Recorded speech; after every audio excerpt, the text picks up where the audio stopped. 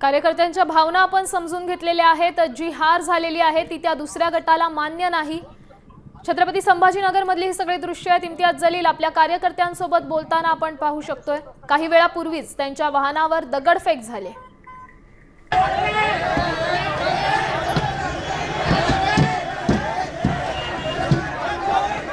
जलीलांना काळे झेंडे दाखवण्यात आले। सकाळची काही दृश्य आहेत। जलील यांच्या रॅलीला काळे झेंडे दाखवण्यात आले। त्यानंतर त्यांनी आपला मार्ग बदलला आणि आत्ताचे ताजे अपडेट म्हणजे जलील यांच्या वाहनावर दगडफेक करण्यात आली। जलील यांच्या गाडीच्या काचा फुटल्या असून गाडीचंही नुकसान झालंय। दोन दृश्य आपण पाहू शकतोय। जलीलांना काळे झेंडे दाखवण्यात आले आणि त्यानंतर एमआयएमचे कार्यकर्तेच आपापसात भिडले। जलील यांच्यावर हल्ल्याचा प्रयत्न केलाय आणि या प्रयत्नातूनच त्यांच्या वाहनावर दगडफेक करण्यात आली। या हल्ल्यात जलील यांना कोणतीही गंभीर दुखापत झालेली नसल्याचं पण कळतंय। या हल्ल्यामागे नेमकं कारण काय तर अजूनही याबाबत अधिकृत स्पष्टता हल्लेखोरांनी दिलेली नाहीये। मात्र उमेदवारीवरून हा सगळा वाद झाल्याचं बोललं जातं।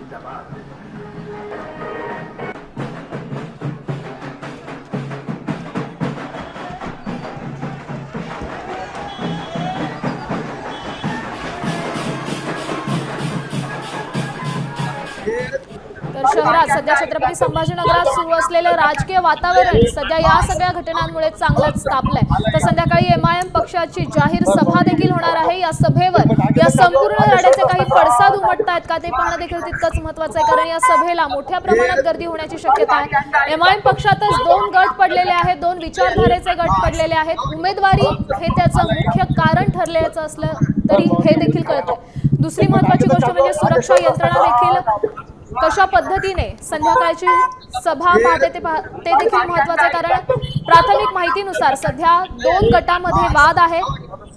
उमेदवारीचं कारण हे मूळ कारण ठरल्याचं देखील कळतंय। गेल्या काही दिवसांपासून शहरात विविध नेत्यांकडून झालेली विधानं आणि त्यातून निर्माण झालेला तणाव त्यामुळेच हे सगळं घडल्याचं पण कळतं।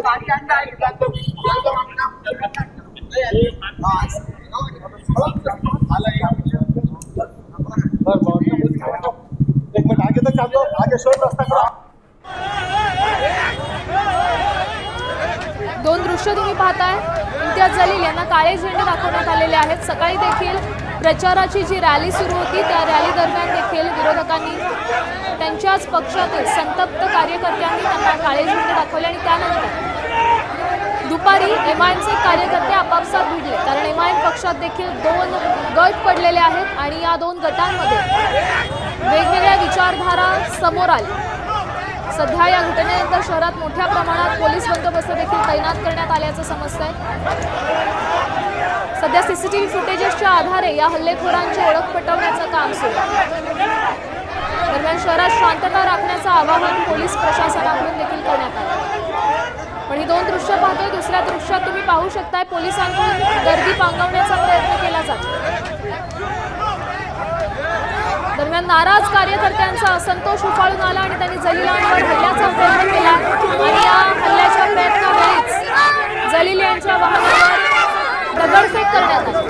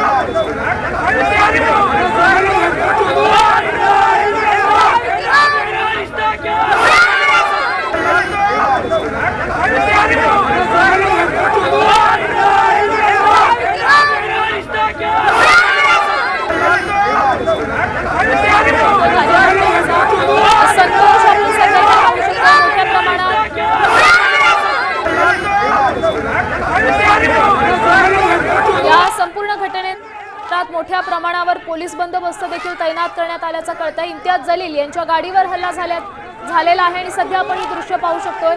इम्तियाज जलील आपल्या कार्यकर्त्यांसोबत बोलतायत, त्यांची समजूत घालण्याचा प्रयत्न करतायत। एमआयएम पक्षातच 2 गट पडलेले आहेत।